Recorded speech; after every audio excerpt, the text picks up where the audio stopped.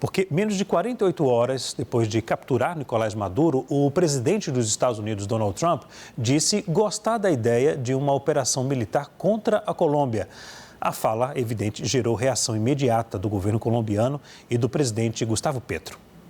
A bordo do avião presidencial, o Air Force One, Donald Trump afirmou que a Colômbia está doente e fez ataques diretos ao presidente do país, Gustavo Petro.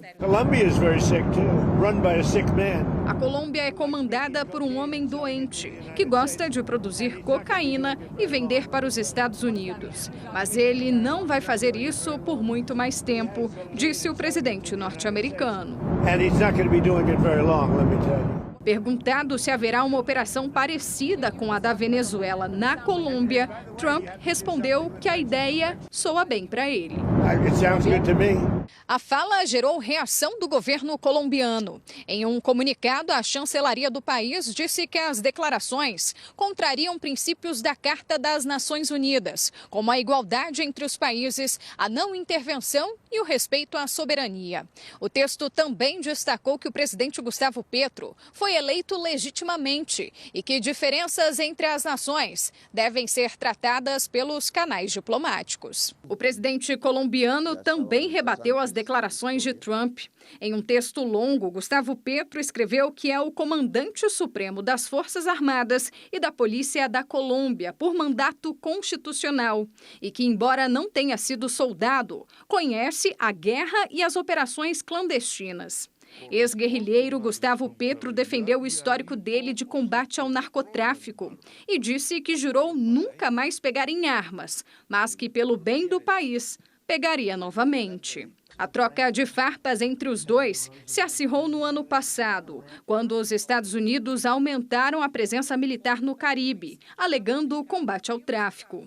Donald Trump chegou a falar que a Colômbia estava fora de controle e que o presidente Petro seria, abre aspas, um lunático com problemas mentais, fecha aspas.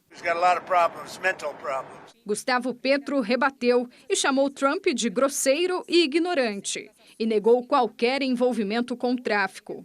O presidente também acusou os Estados Unidos de matarem um colombiano em águas internacionais, sem apresentar provas.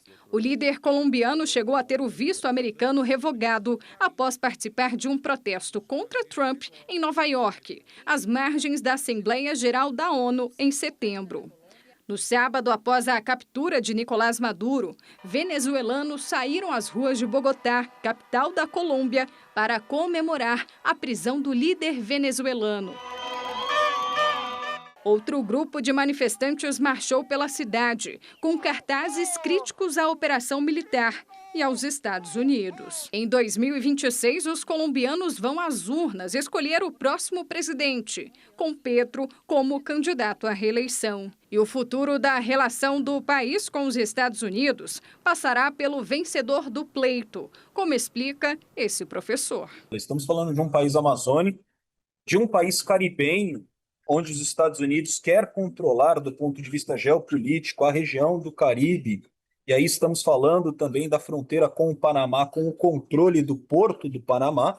E, por último, um país também que tem essa passagem em direção à Ásia e o Pacífico. E é por isso que essa eleição de 2026 será tão decisiva do ponto de vista desse alinhamento político e ideológico. Vamos voltar agora com os professores Flávio e também Gustavo, também com a Basília Rodrigues. Professor Flávio, o senhor acredita que a Colômbia pode ser o próximo alvo militar do governo norte-americano? Esse é um perigo de um precedente novo que se abre, da invasão por os chefes de estados poderem ser, em sua pessoa física, narcotraficantes. Acaba que desrespeita a soberania do Estado e, com isso, gera o medo na imaginação da população. Eu acredito que estamos em um momento muito delicado e que não há precedentes no direito internacional. Professor Flávio? Professor Gustavo, perdão. Leandro, eu acho que como foi apresentado na reportagem, né, A gente tem as eleições esse ano na Colômbia, a gente tem um governo do Gustavo Petro que, queira ou não, ele trouxe muita expectativa, mas tem algumas limitações importantes na entrega que fez para a população colombiana, né, ao longo dos anos de mandato, claro, por diversas constrições e tudo mais, mas tem um interesse também muito importante do governo Donald Trump em apoiar candidatos de extrema direita ou de direita na América do Sul, né? O que se desenha, mais ou menos, é uma lógica muito próxima daquilo que aconteceu durante a própria doutrina Monroe, que o Donald Trump revocou agora, mais recentemente, né? Ou seja, um controle direto sobre os países do Caribe e um controle indireto com relação aos países da América do Sul, na tentativa de eleger, né, criar eleições com condições para eleição de países, de governos mais alinhados aos interesses do Donald Trump e da sua base eleitoral.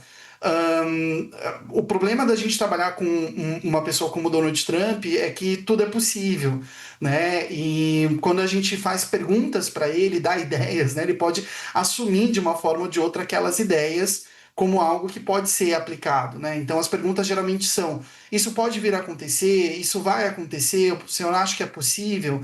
E aí, nesse sentido, ele não nega, porque isso abre o leque de possibilidades, seja para pressionar, seja para ele poder participar, Leandro, de negociações com parceiros mais acuados, digamos assim.